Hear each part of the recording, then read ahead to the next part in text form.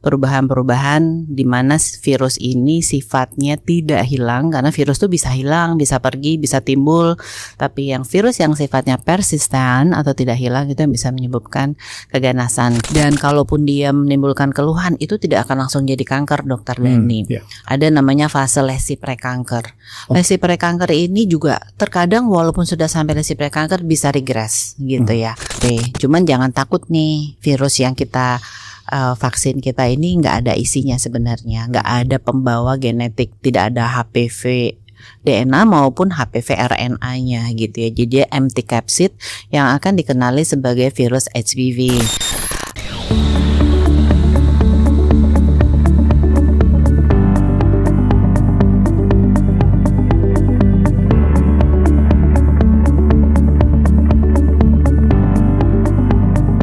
Assalamualaikum warahmatullahi wabarakatuh. Halo Sobat Sehat RSCM, senang sekali bisa berbagi di podcast RSCM, tempat kita membahas masalah kesehatan dan solusinya bersama saya Dr. Dani. Dan pada episode kali ini kita akan membahas tema yang sering menimbulkan banyak pertanyaan di masyarakat, yaitu mengenai fakta dan mitos seputar HPV. Bersama kita telah hadir narasumber yang akan membantu kita memahami apa itu HPV, bagaimana penularannya, serta cara pencegahannya. Yaitu kita bersama Dr. Tisya Dewi Anggreni, spesialis obstetri ginekologi, subspesialis onkologi. Biasa beliau disapa dengan Dr. Anggi. Halo Dr. Anggi, apa kabar hari ini, Dok? Selamat pagi, Assalamualaikum warahmatullahi wabarakatuh, Sobat Sehat RSCM, Dr. Dani, Alhamdulillah saya dalam keadaan sehat. Saya harap semua Sobat Sehat RSCM juga dalam keadaan sehat walafiat. Baik Dok.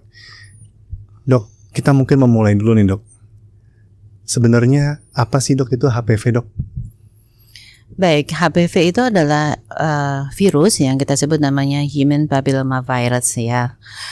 Virus ini sebenarnya adalah common virus sebenarnya ya. Jadi dia memang bisa menginfeksi kulit, terutama seluruh daerah mukosa itu bisa terkena infeksi daripada virus. Kulit sendiri juga sebenarnya nggak serta-merta sih Dr. Dani ya. Dia diperlukan pintu masuk, adanya iritasi, itu yang bisa menyebabkan dia bersentuhan dengan lapisan dalam daripada kulit.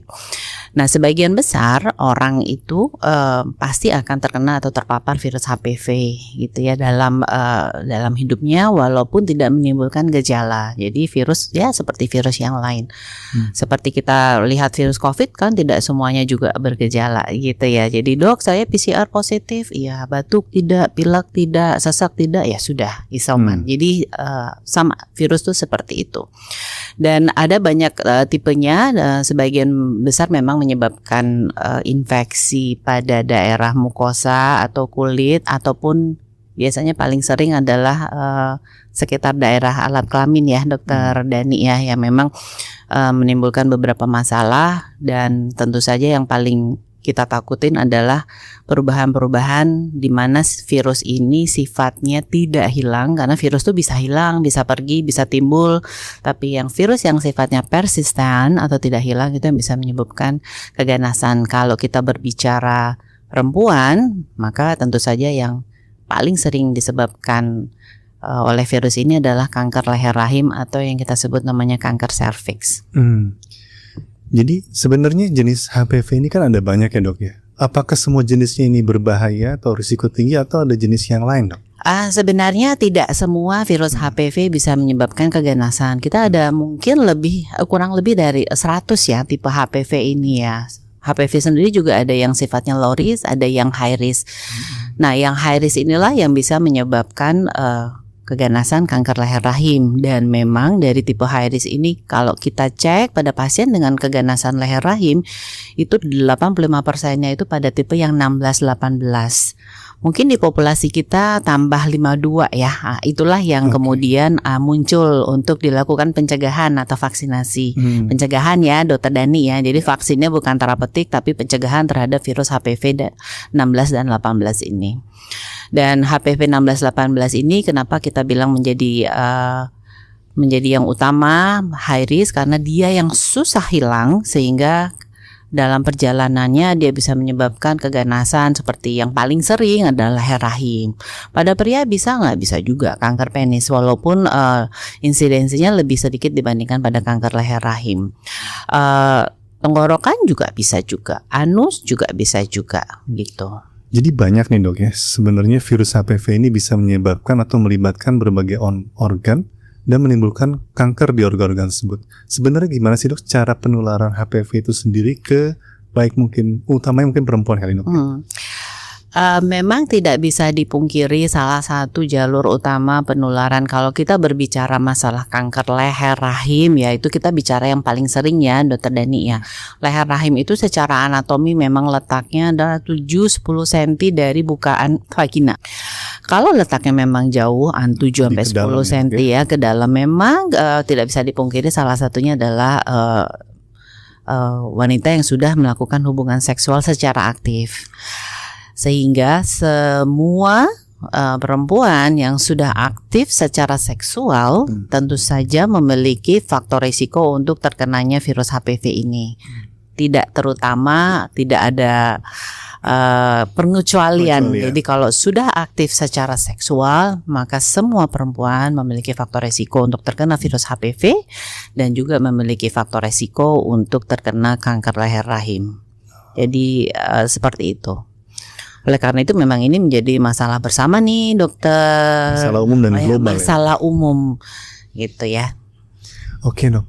Jadi tadi dokter sempat bilang bahwa jadi bukan hanya perempuan aja dok ya yang bisa terkena ya. Jadi laki-laki pun juga bisa terkena. Usianya bagaimana nih dok? Bisa.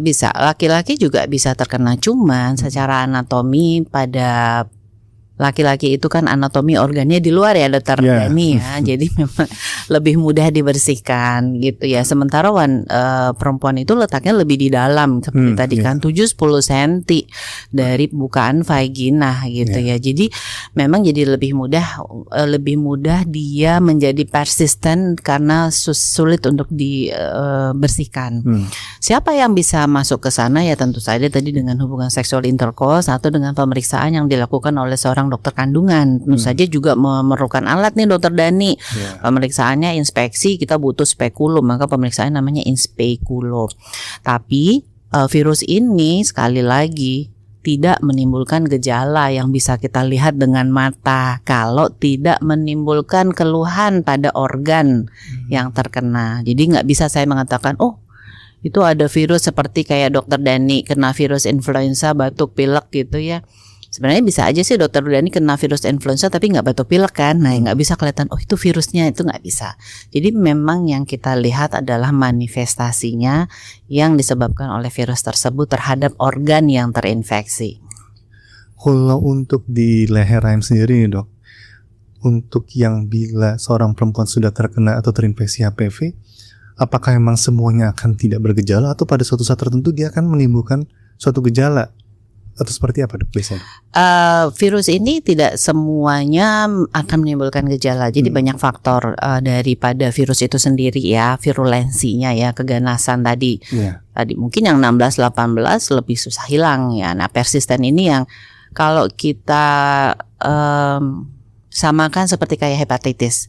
Hepatitis A mudah hilang selesai, tapi hepatitis B, hepatitis C sulit untuk hilang dan dia akan bisa manifestasi jangka panjang misalkan menjadi suatu keganasan di hati, sama seperti ini juga. Sementara virus yang lain, virus itu sistemnya adalah karena dia adalah virus DNA virus ya, DNA virus, maka dia menyerang DNA itu di inti sel Dokter Dani.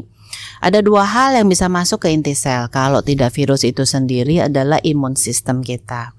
Jadi cuma permasalahannya letaknya karena dia menyerang di epitel permukaan memang jauh dari sistem imunnya. Jadi dia tidak menimbulkan seperti virus COVID atau virus influenza, demam gitu ya, itu tidak. Jadi alarm tubuh kita memang terhadap virus ini agak kurang ya gitu ya. Sehingga memang disitulah nanti kita berbicara kalau masalah vaksin dan segala macam ya, bagaimana kita mengeliminasi virus ini supaya tidak menimbulkan suatu keluhan. Jadi tidak semua, karena ada fasenya dia akan regresi, dia hilang spontan, bisa jadi seperti itu. Jadi bisa hilang spontan itu? Bisa hilang spontan. Oke. Kalau sistem imunnya bagus, virusnya nggak selalu dia akan. Jadi dia juga butuh environment tertentu yang menyebabkan dia bisa tumbuh dengan subur gitu ya. Ada beberapa nutrisinya.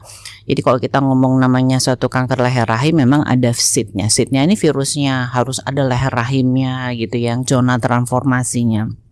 Ada beberapa nutrisi yang memang menyebabkan daerah leher rahim lebih mudah untuk dihinggapi oleh virus ini. Contohnya orang yang suka merokok gitu ya, salah satu. Tapi bukan merokok yang menyebabkan kanker leher rahim gitu ya.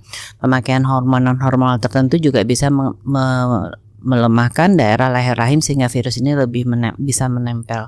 Tapi sesungguhnya ya, virus adalah virus. Dia bisa datang, dia bisa pergi, dia bisa regres, bisa hilang.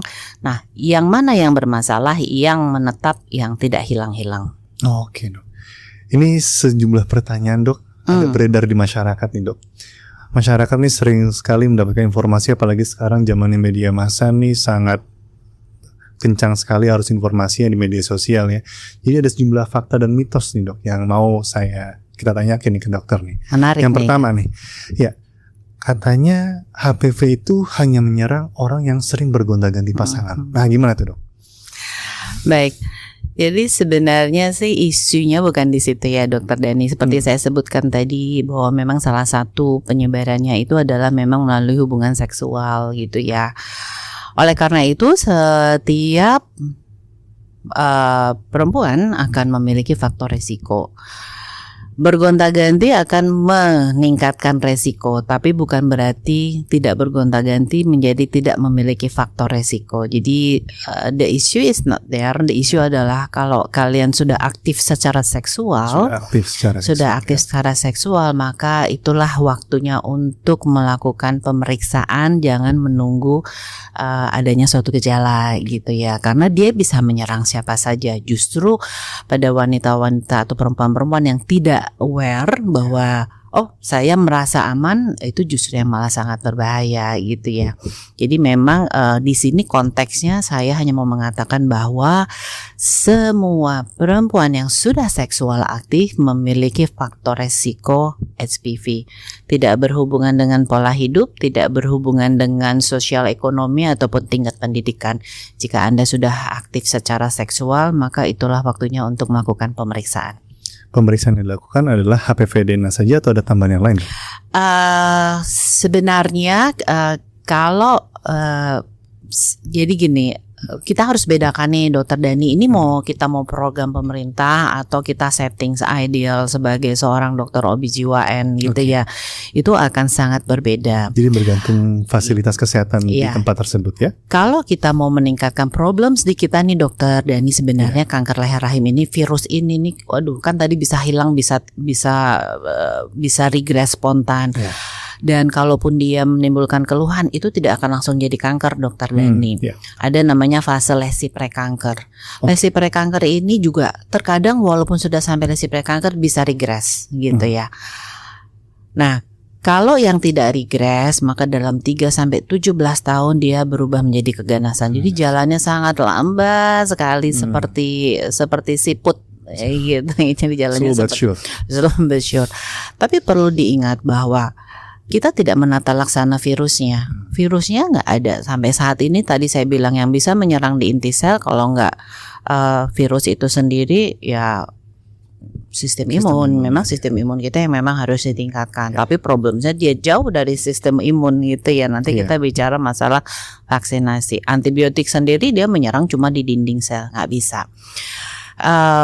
Oleh karena itu, Dokter Dani, kalau virusnya ini tidak menimbulkan keluhan, nah keluhannya itu kalau untuk mau kita lakukan screening pada semua orang, effortnya terlalu besar, membutuhkan SDM, tenaga kesehatan yang besar, dokter bidan, bukan hanya dokter bidan saja, tenaga patologi, laboratorium, sitologi itu diperlukan. Sehingga untuk screening mungkin tidak memungkinkan, Dokter Dani. Nah, tujuannya screening ini adalah kita mau menangkap wanita-wanita sehat yang berfaktor resiko untuk dikirimkan ke kita ini nih, tenaga profesional yang jumlahnya memang terbatas ya, untuk 280 80 juta, kita kira-kira sepertiga populasinya woman at risk-nya yang berusia sekitar 75 jutaan ya, Dok, 75 jutaan gitu ya. Mungkin onco cuma 150, offskin cuma 5.000 gitu ya.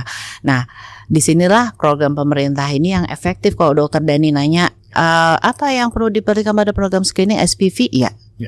Karena dari SPV DNA itu nggak mungkin, karena kita sudah tahu bahwa 99,9% kanker serviks adalah penyebabnya HPV.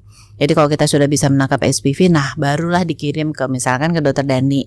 Nah, silakan Dokter Dani mau melakukan VAE, kan kita juga kadang mau sebelum biopsi ya, kita melakukan VAE, Dokter Dani mau melakukan sitologi. Itu sesuai dengan guidelines-nya saja atau kebutuhan, tapi memang yang menentukan adalah expert. Sementara kalau screening luas Dokter Dani, HPV DNA cukup. Karena dari 1.000 yang kita screening itu sebenarnya hanya 2% saja yang jadi sekitar 20 orang. Kalau kita mengajarin orang untuk 1.000 gitu nggak cukup. Dan 20% yang HPV-nya positif, ya 200 orang inilah yang biar pergi ke ahlinya. Mungkin gitu ya Dokter Dani ya. Jadi jangan diperdebatkan HPV kah, sitologi kah, semua pasti akan kita kerjakan. Karena pada dasarnya HPV saja tidak menimbulkan manifestasi, kita tidak akan mengerjakan apa-apa. HPV positif sama seperti PCR positif, batuk, pilek tidak ngapain. Jadi manifestasinya yang kita tata laksana. Oke. Berarti Dok, dengan perjalanan HPV seperti itu yang lambat, slow but sure, apakah HPV ini pasti menjadi kanker serviks? Tidak semua HPV menjadi kanker serviks gitu ya. Cuman pada HPV yang tadi saya bilang high risk yang susah hilang, kita harus lebih hati-hati karena dia susah hilang. Nah, yang susah hilang ini, yang persisten ini bisa menjadi keganasan serviks. Tadi 16, 18, mungkin tambahannya 52 ya gitu. 16, jadi kalau 16, ada 16, 18, maka kami sebagai dokter obgyn harus lebih aware gitu ya, untuk mengevaluasi lebih lanjut karena resiko dia menyebabkan perubahannya lebih tinggi. Sementara yang lain sisanya dokter 15 bukannya nggak mungkin ada, cuma lebih kecil gitu ya. Kita evaluasinya agak sedikit lebih berbeda dibandingkan kita berhadapan dengan 16, 18 dan 52. Oh ya Dok, tadi HPV itu kan virus ya Dok ya. Ini apakah dia bisa disembuhkan dengan antibiotik atau antivirus Dok? Mitos atau fakta ini Dok?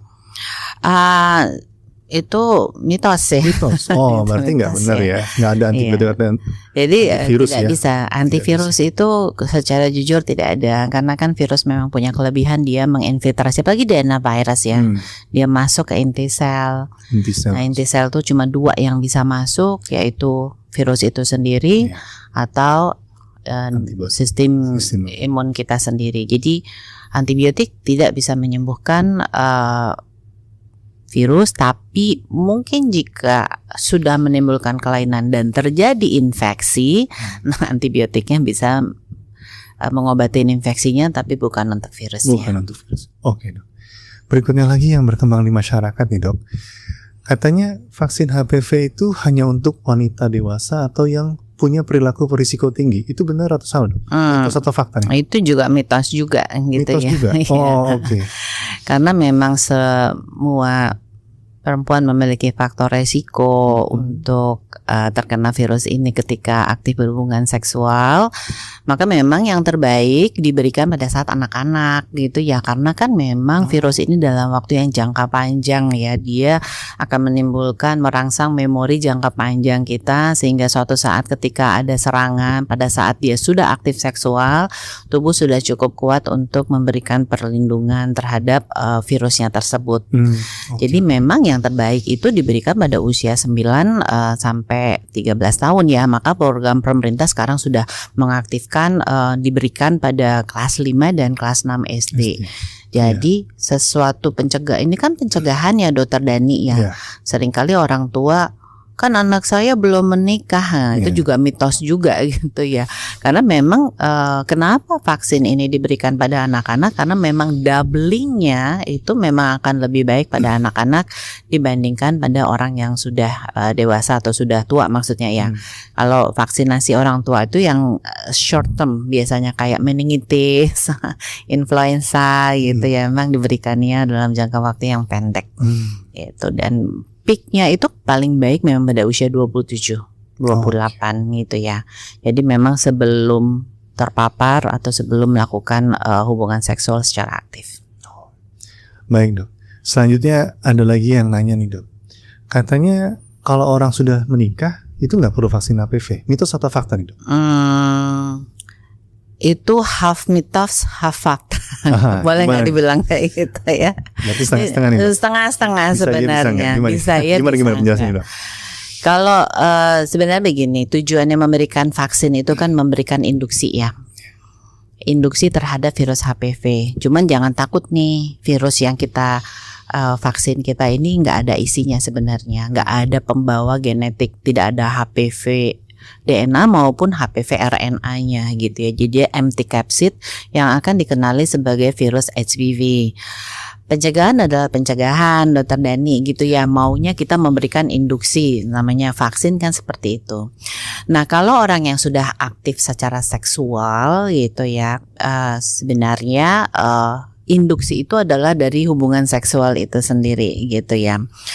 Cuman ketika dia masih dalam usia muda, itu akan lebih baik diproteksi untuk pemberian vaksinasinya supaya dia tidak terkena virus tersebut. Karena dalam jangka panjang kita tentu saja tidak akan bisa tahu apa yang terjadi dalam kehidupan ya Dokter Dani ya. Jadi kalau sudah menikah masih bisa nggak kita berikan vaksin? Diberikan aja paling baik sebelum hamil gitu ya. Tapi kalau jujur, dokter saya anaknya sudah 5 gitu ya, masih perlu nggak pemberian vaksin?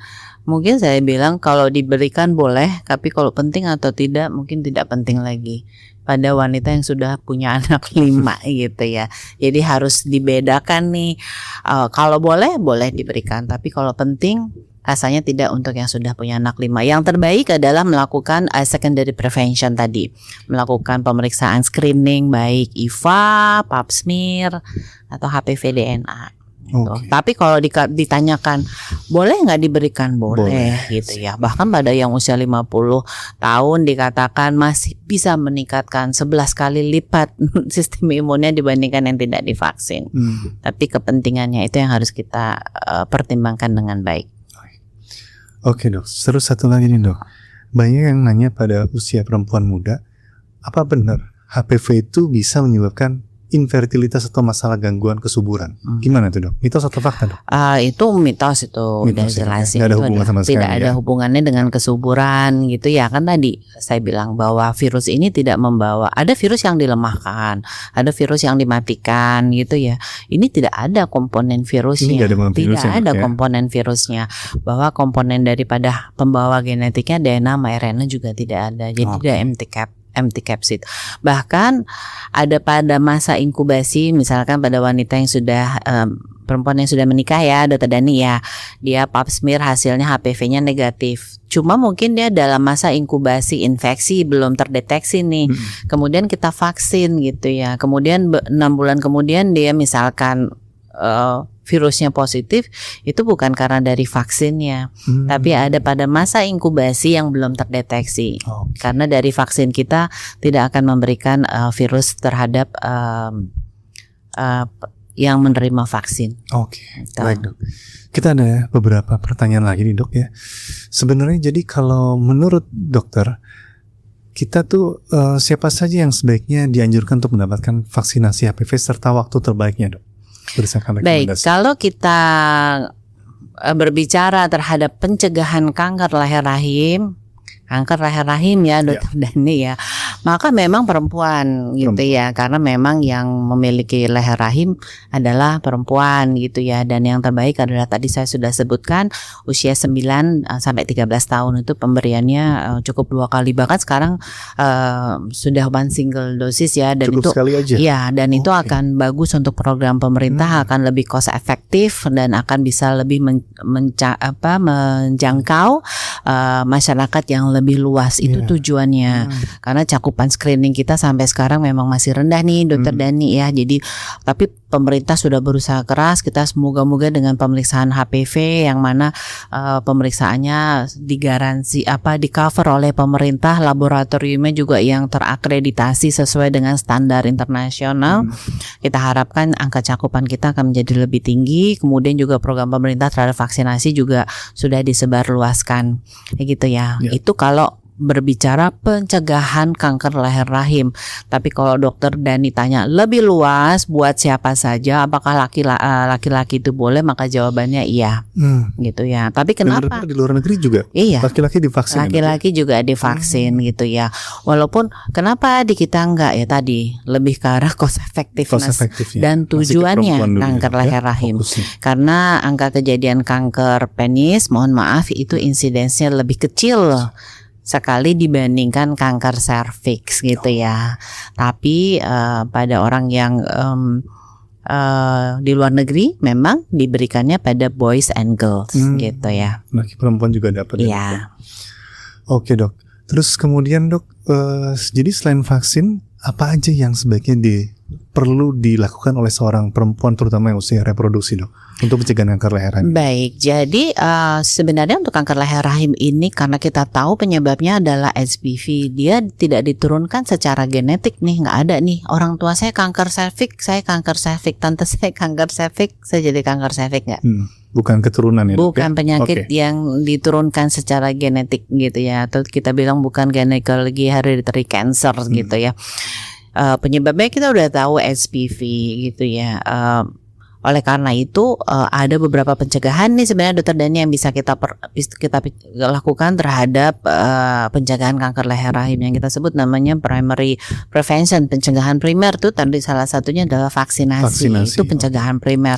Sebelum terinjus faktor resiko kita udah tahu seednya adalah HPV bukan yang lain. Gitu ya. Sementara merokok, nutrit itu hanyalah faktor nutrisi aja.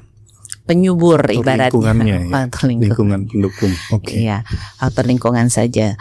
Nah, kalau sudah pada usia reproduksi tadi yang saya bilang sudah terpapar, sudah seksual aktif, maka kita akan ada yang kita sebut namanya pencegahan sekunder, Dokter Dani. Nah, pencegahan sekunder ini untuk melihat manifestasinya si virus ini sudah muncul belum. Di mana ya? Karena kita ngomong leher rahim ya di leher rahim memang. Jadi manifestasinya sudah muncul di leher rahim atau belum, atau yang kita sebut namanya serviks. Nah, ada beberapa metodenya. Salah satunya adalah dengan pemeriksaan HPV DNA, kemudian dengan pemeriksaan IVA dan pemeriksaan sitologi. Cuman ini baru screening ya Dokter Dani ya. Kalau screening itu pada populasi sehat. Nanti kalau ternyata hasilnya positif, dokter akan melakukan pemeriksaan definitif lagi, yaitu dengan pengambilan biopsi panen jaringan leher curiga ya. Karena diagnostik pasti untuk menentukan ini normal, lesi prekanker atau kanker, itu baku emasnya itu adalah pemeriksaan histopatologi. Ya, tapi kalau ditanya screening butuh histo-PA nggak? Maka jawabannya memang enggak, karena itu tugasnya kita sebagai ahli ya, profesi ya, dokter opsin untuk yang mengerjakannya. Bukan untuk dilakukan screening. Jadi nggak ada screening kita membiopsi semua perempuan, nggak ada gitu ya. Dok, kalau misalnya ada pasien mau melakukan screening HPV, itu di mana dia bisa melakukan dan ada perlu persiapan khusus nggak sih dok? Kalau untuk pemeriksaan IVA nggak ada pemeriksaan khusus sebenarnya Dokter Dani ya, kita bisa melakukan pemeriksaan IVA kapan aja, tapi ada beberapa hal yang sebaiknya tidak usah dikerjakan, misalkan pada waktu lagi haid gitu ya, itu kan sangat mengganggu penilaian juga. Kemudian kalau pap smear memang membutuhkan beberapa persiapan, terutama kalau pap smearnya konvensional ya, nggak pakai yang di centrifuge yang thin prep gitu ya. Itu persiapannya adalah tidak berhubungan nggak boleh selama berhubungan. 2-3 hari gitu ya. Oke. Kemudian tidak memakai alat ataupun obat yang dimasukkan ke dalam Semacam pencuci iya, ke iya daerah betul, ke bawah. liang vagina gitu Oke. ya. Jadi itu lebih ke arah memudahkan bagi yang membaca sitologinya gitu ya. Tapi kalau ada sekarang itu kita kan sistemnya dengan thin prep gitu ya, itu disentrifuse, hal-hal lain yang di luar itu tuh bisa dihilangkan sehingga yang ada hanya memang sel-sel aja. Itu lebih mudah pembacaan itu ya saat ini ya Dokter Dani ya, sehingga sekarang lebih memudahkan buat dokter atau ahli sitologinya untuk melakukan pembacaan. Untuk HPV DNA rasa-rasanya sih juga bisa dikerjakan kapan saja Bisa kapan sih ya, saja, Dok, bisa kapan saja. Bahkan kita mau mencoba bahwa bisa dikerjakan self sampling ya, jadi lebih Self-sampling, apa tuh, Dok? memudahkan. Self sampling itu dia bisa melakukan pemeriksaan sendiri yang kemudian dikirim Pasiennya periksa iya, sendiri HPV DNA.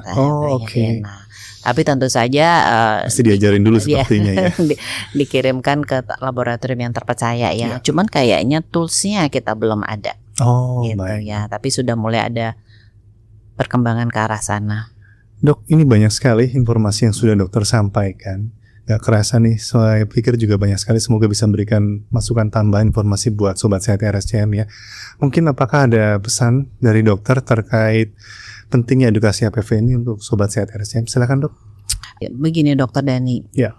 Kita melihat bahwa angka cakupan screening kita ini masih sangat rendah. Sudah berbagai macam upaya kita kerjakan, tapi tetap saja cakupan screening kita tuh mungkin masih di bawah 10% ya Dokter Dani ya. Oleh karena itu kanker cervix kita untuk kanker yang bisa dicegah itu masih nomor 1 di Indonesia. Kalau kita berpikir rahim itu adalah rumah bangsa, akan sayang sekali bagaimana rahim yang akan menghadirkan generasi emas mengalami suatu kelainan yang sebenarnya preventable disease atau bisa dicegah, bahkan bisa diobatin. Oleh karena itu pesannya saya adalah ketika kita sudah ketika ada sesuatu yang bisa dicegah nih Bapak dan Ibu sekalian, Sobat Sehat RSCM, vaksinasi ya kita kerjakan. Sekali lagi saya tadi bilang tidak ada hubungannya dengan pekerjaan, sosial ekonomi, pola hidup gitu ya, ataupun agama. Ada sesuatu yang cegah mau kita ambil nggak? Ini buat masa depan anak-anak kita. Terus berikutnya kalau sudah aktif secara seksual maka harus rajin untuk melakukan pemeriksaan. Screening nanti dokter akan mengatakan berapa kali harus melakukan gitu ya, nggak harus tiap bulan juga ya Dokter Dani ya. Kalau hasil HPV-nya negatif, pap smear-nya negatif, IVA-nya negatif itu bisa 5 tahun sekali sebenarnya, nggak yang harus 1 bulan, 2 bulan, 3 bulan gitu ya. Dan pemeriksaannya sangat mudah. Sobat Sehat RSCM bisa datang kemana aja, di puskesmas bisa, di poliklinik bisa, di rumah sakit baik swasta maupun pemerintah. Silahkan bahkan dokter private practice juga sudah tersedia. Kemudian kalau ada keluhan itu baiknya melakukan pemeriksaan reguler ya Dokter Dani ya, karena kita jangan curiga terhadap HPV-nya. Itu sama seperti kalau anak-anak keluar akan kena virus ini, virus sana, virus flu monyet lah, flu apa. Akhirnya jadi jangan keluar rumah, kan bukan seperti itu. Jadi jangan takut dengan virusnya. Karena tadi virusnya itu bisa up and go gitu ya. Jangan takut hasil pemeriksaannya. Jangan-jangan nanti kita saya takut nanti kalau dibilang HPV-nya positif, jadi saya nggak mau periksa. Jangan juga gitu ya. Jadi lakukanlah, ada pencegahan kita kerjakan. Hidup sehat tentu saja ya. Walaupun saya bilang tadi the issue is not there, hidup sehat termasuk bagaimana melakukan hubungan seksual yang sehat itu tetap harus dikerjakan dan dilakukan. Kemudian berikutnya melakukan pemeriksaan jika kita sudah tahu bahwa kita memiliki faktor resiko. Tadi faktor resiko yang paling mudah adalah sudah aktif secara seksual, melakukan pemeriksaan secara rutin, jangan menunggu ada keluhan. Tadi ini kan keluhannya nggak ada nih gitu ya, bahkan pada lesi prekanker, pada kalau sudah jadi kanker stadium dini aja kadang nggak ada keluhan. Begitu ada keluhan segera memeriksakan diri. Jadi kayak gitu. Begitu ada keluhan segera memeriksakan diri. Dan kalau diberikan saran oleh dokter, mohon maaf, misalkan ibu harus melakukan kontrol ulang dalam jangka waktu berapa waktu, harus dilakukan penegakan diagnosis, itu segera dikerjakan. Biasanya orang takut nih Dokter Dani gitu ya. Wah kalau di biopsi nanti menyebar kemana-mana, itu juga mitos juga itu. Gitu. Cuma mungkin kita nggak bahas di sini ya Dokter Dani ya. Dan kalau misalkan diberikan solusi terhadap kondisi yang dilakukan pemeriksaan secara menyeluruh oleh dokter, jangan ditolak. Jadi sebenarnya cukup simpel seperti itu, karena sesungguhnya ini adalah virus yang sebenarnya virus yang common ya kita bisa mendapatkan. Jadi jangan takut dengan pemeriksaannya, jangan takut dengan virusnya, segera lakukan pemeriksaan secara teratur. Kalau ada keluhan ataupun kalau ada gejala, kalau ada hasilnya positif, segera memeriksakan diri ke dokter. Mungkin itu sih ya Dokter Dani yang saya bisa sampaikan. Baik, saya pikir sangat lengkap sekali penjelasan dari Dr. Anggi. Terima kasih Dok atas penjelasannya yang sangat informatif dan mudah dipahami. Semoga episode hari ini bisa membantu masyarakat kita, masyarakat Indonesia, untuk bisa membedakan antara fakta dan mitos seputar HPV, sehingga tidak takut lagi untuk mencari informasi dan melakukan pencegahan sejak dini, bahkan untuk datang untuk berobat ke dokter yang memang kompeten untuk mengetahui masalah ini. Baik, untuk Sobat Sehat RSCM, jangan lupa untuk selalu menjaga kesehatan. Semoga bermanfaat informasi pada podcast pada pagi hari ini. Sampai jumpa lagi di episode podcast berikutnya. Salam sehat Sobat RSCM. Wassalamualaikum warahmatullahi wabarakatuh.